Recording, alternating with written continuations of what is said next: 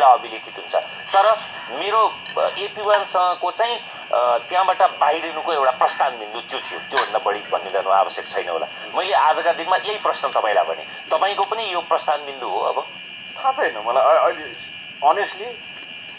म त्यति सानो मन भएको मान्छे त होइन है, तर हेरौँ परिस्थितिले के गर्छ। आज तपाईँले जति बेला टेलिभिजन सुरु गर्नुभयो, नेपाल टेलिभिजन 42 सालमा प्रसारण प्रारम्भ भयो, 41मा स्थापना भयो, त्यसको तेस्रो वार्षिक उत्सव मनाउँदा गर्दाखेरि तपाईँ टेलिभिजनमा प्रसारित गर्नुभएको थियो।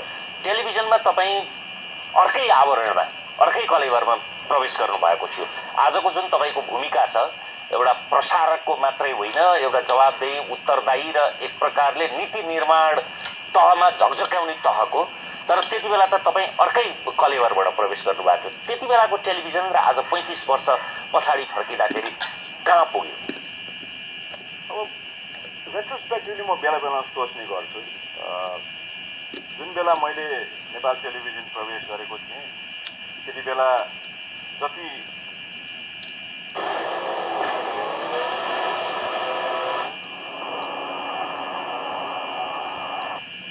कलिलो नेपाल टेलिभिजन थियो, म पनि त्यस्तै कलिलो थिएँ है। मेरो जिन्दगीको पहिलो जागिर थियो। कम्पिटिसन थिँदै थिएन। समाचार वाचकलाई त्यो 84 भर्याङमा झ्वाट्ट भेट्दाखेरि सबै रौँ ठाडा हुन्थे, स्टार स्ट्रक भन्छ नि, त्यस्तो किसिमको चाहिँ नि अवस्था थियो। एउटा टेलिफिल्मको पात्र चाहिँ बिस्तारै बदाम छोडाउँदै फु गर्दै खाएर आउँदाखेरि ओ त्यो चाहिँ टेलिफिल्ममा फलानो रोल गर्ने मान्छे भन्ने किसिमको अट्र्याक्सन थियो। त्यो दिन कहिले आउला भन्ने उत्सुकताले नै आधा दिन कट्थ्यो। जुन बेला फर्स्ट टाइम एयरमा गइयो, मेरो अनुहारभन्दा पनि मैले बनाएको कार्यक्रम र मैले बोलेको बोली र लास्टमा क्याप्सन आफ्नो नामसहितको नाम, त्यो नामले नै रौँ ठाडो भएको थियो। त्यस्तो जमाना थियो। अनि त्यसपछि म कुपन्डोलमा बस्थेँ, सिंहदरबारबाट हिँड्दै जानु पर्थ्यो, गाडी मोटरसाइकल त्यति चलन थिएन। मलाई कस्तो लाग्यो नि, अब मलाई सबले चिन्छन्, नाम त्यति आएको छ टेलिभिजनमा, नाम आएको, अब चिनी जति त हो तेरो कार्यक्रम जिरो, नथिङ। त्यसले अलि उदास बनाएको थियो, उदासीनता प्रशस्त थियो। के चिन्दो रहेछ। टेलिभिजन चाहिँ कस्तो थियो भन्दाखेरि त्यसपछि मलाई टेलिभिजन के हो भन्ने कुराको ज्ञान भयो। चलचित्र र टेलिभिजनको फरक चाहिँ नि एउटा अब अँध्यारो कोठामा टिकट लिएर सिटमा पेटी मात्रै बाँध्न नपर्ने तर उठ्न नपाइने किसिमको वातावरणमा चलचित्र हेरिन्छ नि। टेलिभिजन चाहिँ नि घरको गज्याङ मज्याङमा अथवा कुनै ठाउँको गज्याङ मज्याङमा, रेस्टुरेन्टको गज्याङ मज्याङमा तपाईँले त्यहाँ भएका मानिसहरूको ध्यान आकर्षण गर्न सक्नुभयो भने वा एवं रीतिले त्यसको तपाईँको ध्यान आकर्षण गर्ने शक्ति बढ्दै गयो भने तपाईँ टेलिभिजनमा सक्सेसफुल हुँदै जानुहुन्छ। तर तपाईँलाई खासै वास्ता गरेनन् भने तपाईँलाई 2-4 महिनामा थाहा भइहाल्छ कि मेरो दाल गल्नेवाला छ।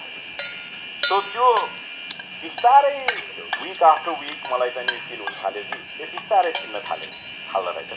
बिस्तारै मान्छेले मलाई त अस्ति मैले टिभीमा देखेको थिएँ भन्न थालिसकेपछि बल्ल मलाई टेलिभिजनमा काम गरिरहेको छु भन्ने कुराको आवाज भयो। त्यस्तो किसिमको एकदम शैशवकालमै त्यो टेलिभिजन, बाह्य टेलिभिजनहरूको पनि बम्बार्डमेन्ट थिएन। त्यही झ्यार टेलिभिजन हेर्ने, त्यति बेला क्रिकेट बलै नदेखिन क्रिकेट म्याच हेर्ने चलन थियो, क्ल्यारिटी थिएन। त्यस्तो बेलामा कति थियो होला र त्यो बेला 10,000 सेट थियो होला काठमाडौँमा, 10-15 हजार थियो होला। अब ती दर्शकहरूलाई एन्टरटेन गरिन्थ्यो। तपाईँले भन्नुभएको जस्तो यस्तो गहकिलो कुरा गर्ने न ममा बुद्धि थियो, न ममा क्षमता थियो, न रुचि थियो, न त्यो तागतै थिएन।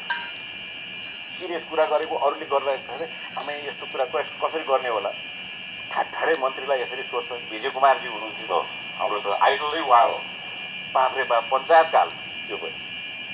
तर त्यो अब कस्तो परिवेशमा कसरी भएको थियो बिस्तारै बुझ्दै गयो होइन। त्यति बेलाका शासकहरूलाई हामी क्रूर भन्छौँ, तर आई थिङ्क त्यो शासकहरूको पर्मिसनै थियो होला। Because I think that was one form of entertainment for them. उसले के भनिरहेको छ, यिनीहरूको विचार त हेर्न पऱ्यो, सजिलो भयो नि। भेट्नै परेन त्यसलाई बोलाएर त्यसको अन्तर्वार्ता लिई